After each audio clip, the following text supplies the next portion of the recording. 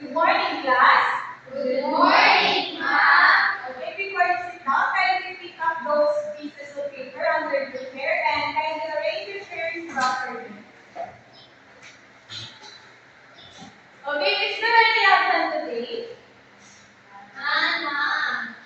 Okay, did you remember our classroom rules, class? No, ma'am. Okay, before our discussion started, here is our classroom rules. First is show respect to the teachers, classmates, and classroom material. Second, pay attention when others are speaking and participate in discussion. Third is wait your turn to speak and avoid interrupting others. Fourth is dispose of trash properly and leave your workspace tidy. Fourth is follow guidelines for using electronic device and the internet. And the last one is avoid distraction and focus on the lesson or activity at hand. Did you get it, class? Yes, ma'am. Okay, before we start our discussion, I have prepared an activity. Do you want an activity? Yes. Okay. So our activity called Arrange Me. So the mechanics of our game is Joanna, can you please read? Mechanics 1. The class will be divided into two groups. Each group will receive an envelope. The group will arrange the number of words. The group that finishes first will be shared with. Okay, Janice, can we read it out? One, two. Okay, this will be the group, detail group 1 and detail group 2. This is the envelope of group 2. Then the way we start arrange the words that listed in the upper bar.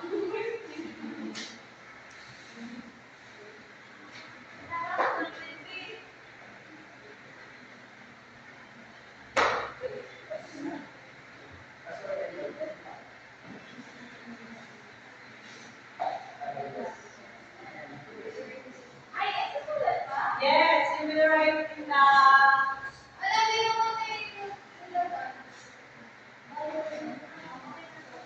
okay, group 1 that the finish their activity. We will wait the group 2 to finish their activity.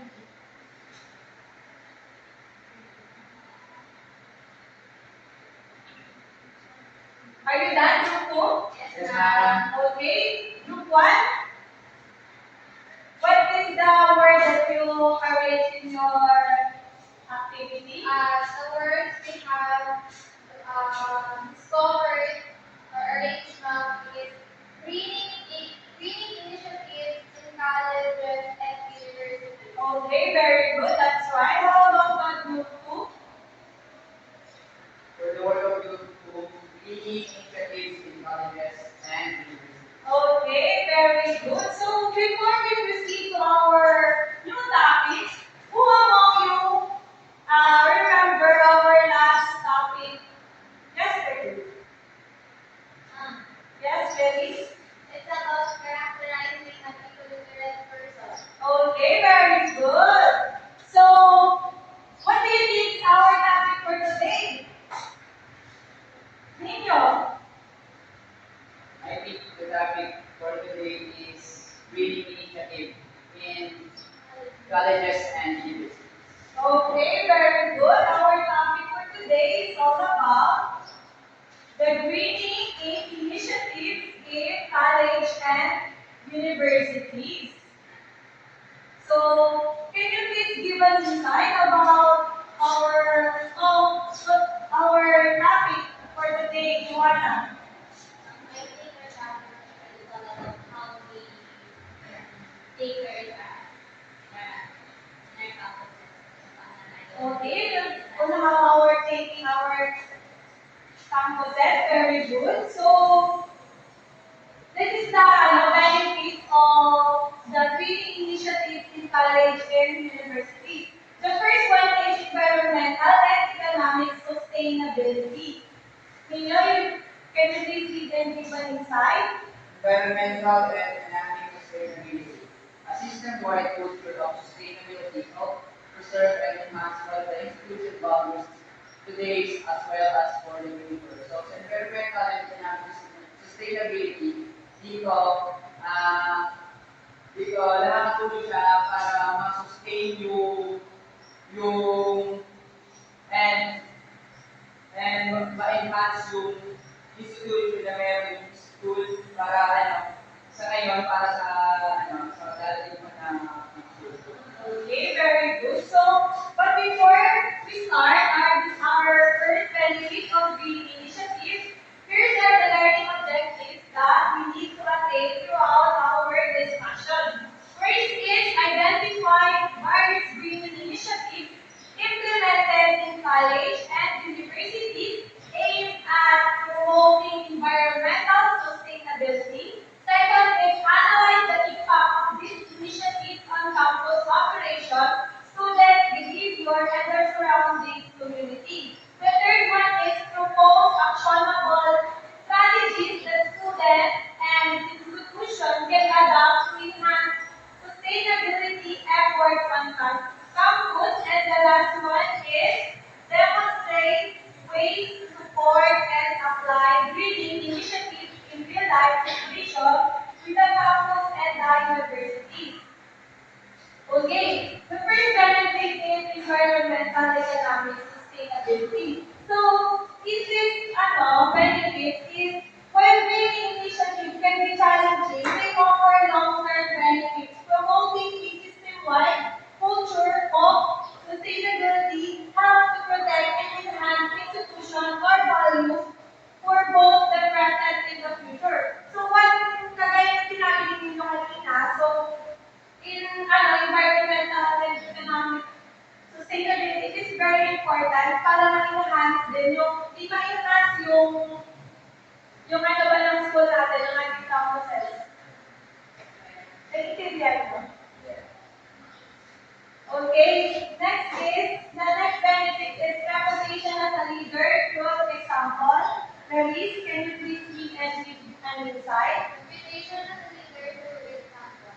As colleges and universities offer courses in environmental management, engineering, laws and regulations and assessment, greening initiatives provide them opportunities to practice what they preach and make their mark as environmental leaders. So, in that statement daw, since ano natin, ang university natin, hindi lang dito sa mismo but other colleges and universities, they offer a lot of courses na nagbibigay or binibigyan ng opportunity yung students for environmental initiatives like sa mga ganung courses, of course, natututo yung bata or mga students on how to solve or contribute to a greener environment and also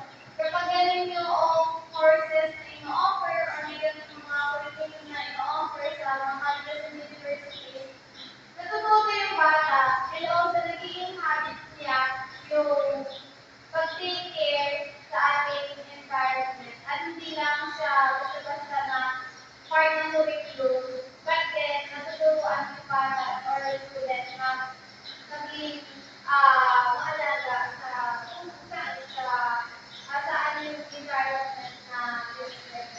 Okay, very good, Clarice. So, the second benefit is reputation as a leader with example. So, as the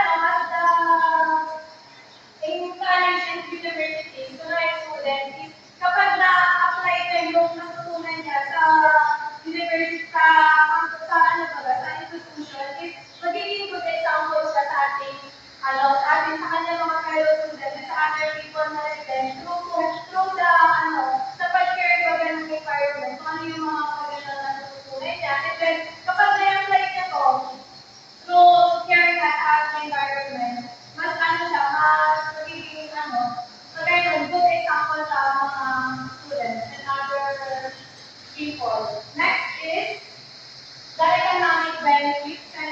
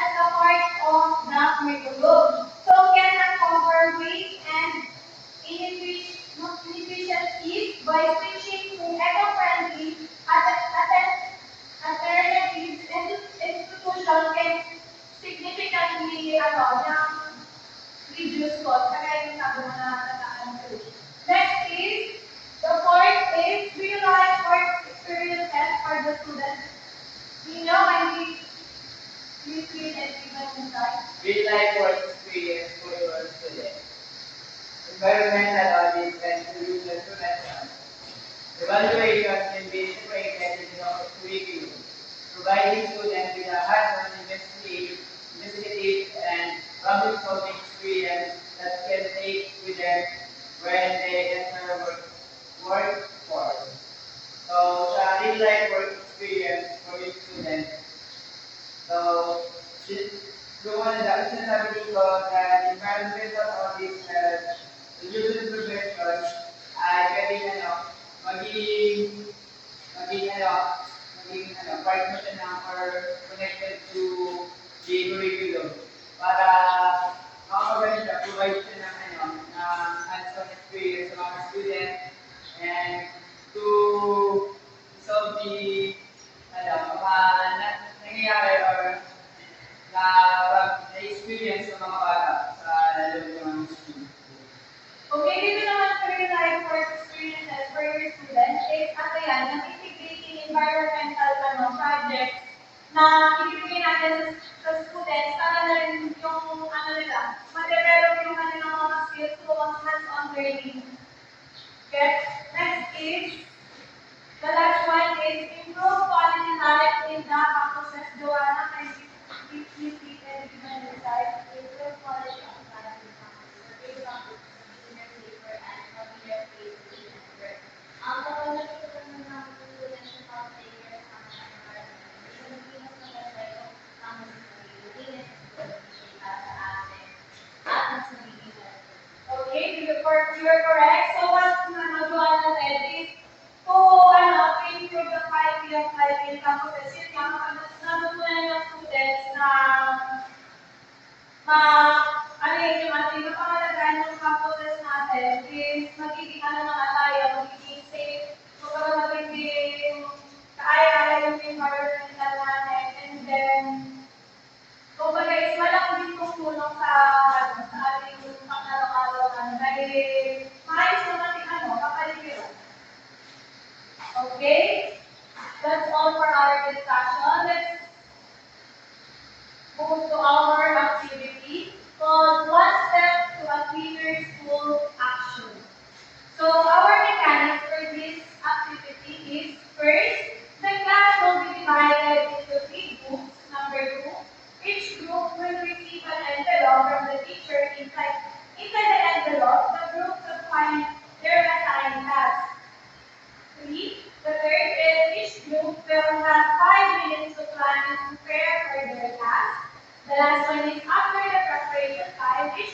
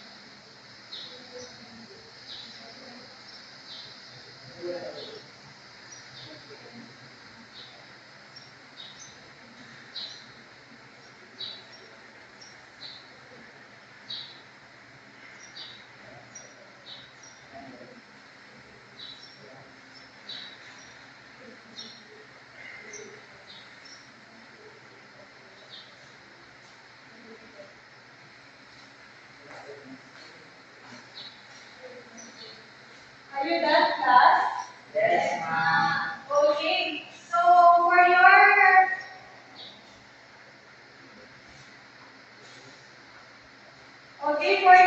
rubric, so here's our the criteria. The presentation is 10%, 20% writing. Next is the cooperation is 10% and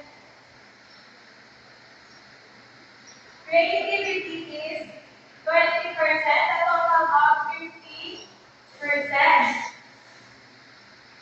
Okay, shall we start this group 1?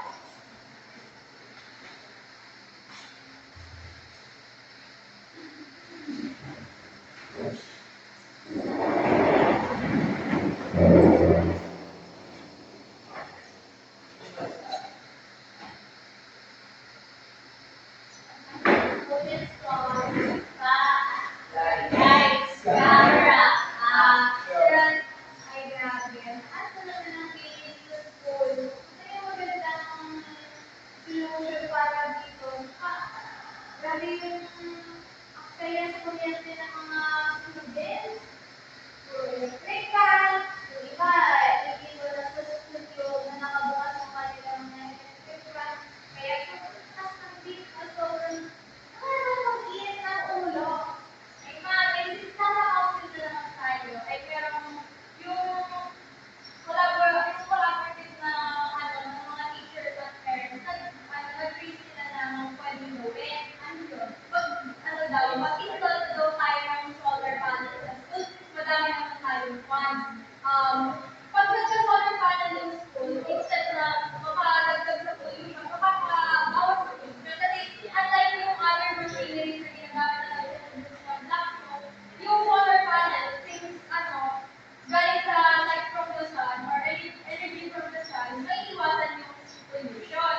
And then, kapag nagkaroon tayo ng solar panel, although medyo malaki yung cost, sa una lang yun. Kasi pag nagtagal, matibay naman yung solar panel, makakasave up tayo ng mas marami pang funds for the future kasi hindi na natin kailangan magbayad ng kuryente.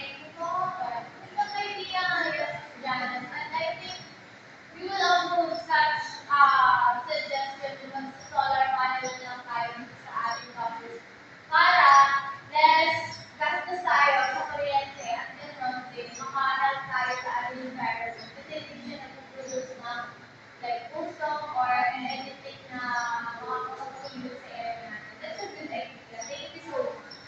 Okay. Very good. Let's give them a 5 class. 1, 2, 3, 4, 5. Okay, let's proceed to group 2.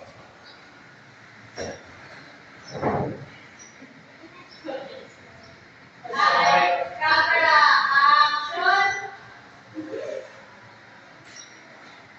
Ano ba yan, ma'am? Huwag ka naman mag-ganito. Hindi mo ba alam na nakakasira sa ating panigilan? Lalo na ito yung mga tinatawag na nakakahirap itong magulo. Ang mas mabuti pa ba sumama ka sa akin, may hindi kang pwede sa akin. Baka dahil sa mga tulong ka pa sa ating panigilan. Let's go. Okay na. Okay. Very good. Let's listen again class. 1, 2, 3, 4, 5. Okay. The total point that the group one is 48 points and the group two is 47 points. So the group one is our winner. So before we proceed to our assessment, I have a question for you, to all of you. So what do you think is the importance of what is the importance of the cleanliness of our environment? Yes, sis. The cleanliness of our environment is so important because it will make us safe and of course healthy. Kasi if we have environment which is unclean, syempre ano yung mga ano, mga bacteria, pollution, syempre magkakasok. Pag nalaman natin, ano, yung air natin is polluted, then yung malalaman natin yung nahang ay ganun ka polluted, then maybe makakaka tayo ng mga sakit. So, having a healthy environment or having a clean environment is so essential para na din maka-work tayo ng maayos, which is makaka-work tayo ng kung wala kang iniisip if magiging harmful ba yung surroundings mo sa iyo. At ganun din, kapag may clean environment tayo, di ba, parang mas masarap gumalaw sa ganun. Okay, very good, Clary. So let's proceed to our assessment.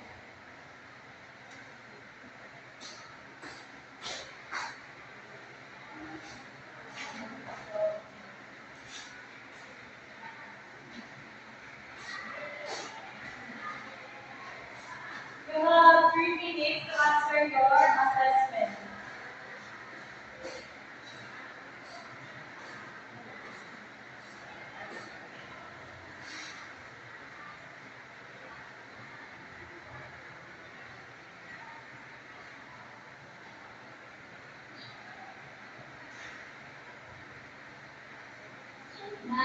Okay, are you done? Yes. Okay, kindly pass your assessment and I will be the one to check it.